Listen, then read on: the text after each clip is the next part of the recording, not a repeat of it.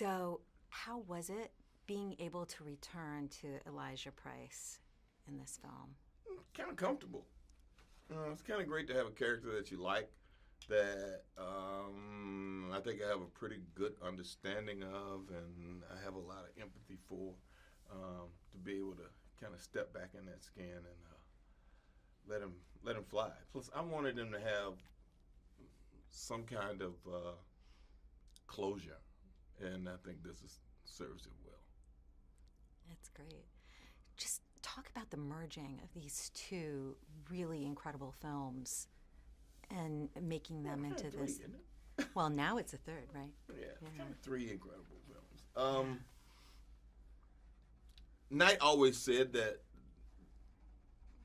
Unbreakable was the beginning of a trilogy, and so I expected, well, okay, we'll do this, and then 2 years later we'll do the next one, and 2 years later we'll do the next one. So over the years, as it approached, 18 years, and I'd see him off, are we making this movie or what? And finally one day he called to say that he'd made this film called Split, and he wanted me to see it. And I was like, why? He said, just watch it, we'll talk.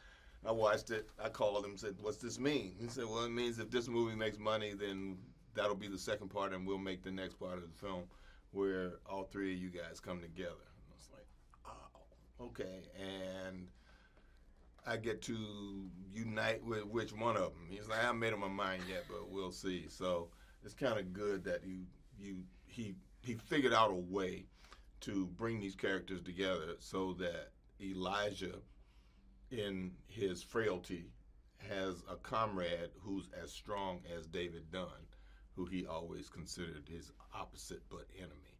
So it works out quite well. And how does Glass really have a unique approach to the superhero genre? Well, everybody assumes, superheroes are extraordinary human beings. I look at this as an extraordinary human being movie. You can call it a superhero movie because there's a whole comic book trope that's behind it. But when you look at how those movies work, superhero movies work in an interesting sort of way, that the rules and regulations of those worlds have to be agreed upon by most of the people that are in it. So if you're in the Marvel universe, we agree that, people can fly, people come from other places, people come from other dimensions, and there's a specific kind of extraordinariness. In a world like Unbreakable or Glass or Split, people can do extraordinary things, but if a person came in and told you, I think I'm bulletproof, here's a gun, shoot me, you would say, well, can we talk about that first?